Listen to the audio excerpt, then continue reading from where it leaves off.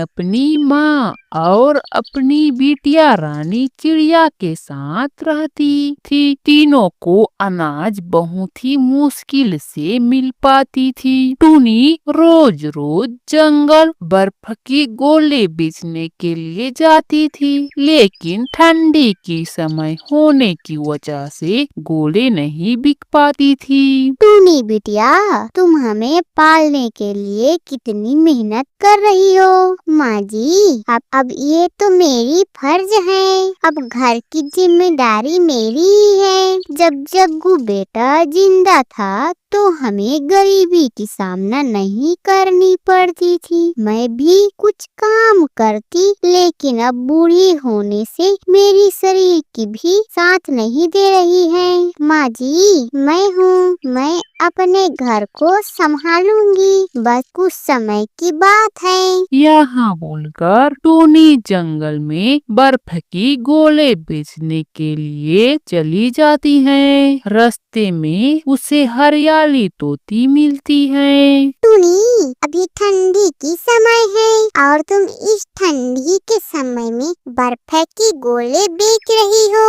हरियाली बहना, मैं क्या करूं? इस बिजनेस के अलावा मैं दूसरी बिजनेस नहीं कर सकती हूँ, क्योंकि मेरे पास दूसरी काम करने के लिए अभी रुपये नहीं है। यहाँ बोलकर टूनी आगे जंगल की ओर गोले बेचने के लिए चली जाती है। सुबह से शाम हो जाती है, लेकिन एक भी गोली नहीं बिकती है। टूनी बेटी, आज तुम्हारी गोले की बिक्री अच्छी रही कि नहीं? माँ जी, आज मैं सुबह से शाम तक जंगल में घूमती रही, लेकिन एक भी बर्फ की गोले नहीं बिक पाई। टूनी बिटिया, तू हताश निराश मत हो। समय समय की बात है, सब चीज ठीक कर देती है। और वैसे भी अभी ठंडी की समय है। यहाँ बोलकर तीनों माँ बेटी खाना खाकर सोने लगती हैं, तो टूनी की नन्ही बिटिया अपनी मम्मा से बोलती है।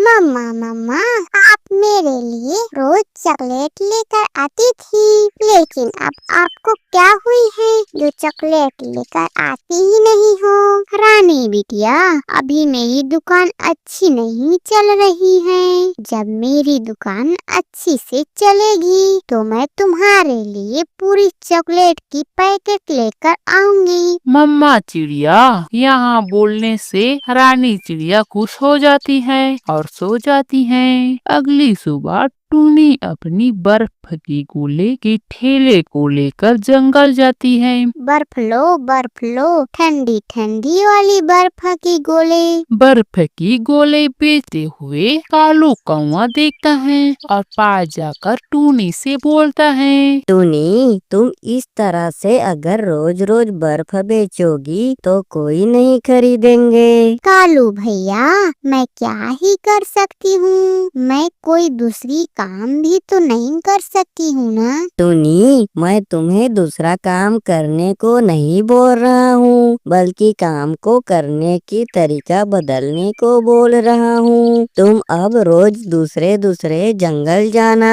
बर्फ बेचने के लिए, फिर परिणाम देखना।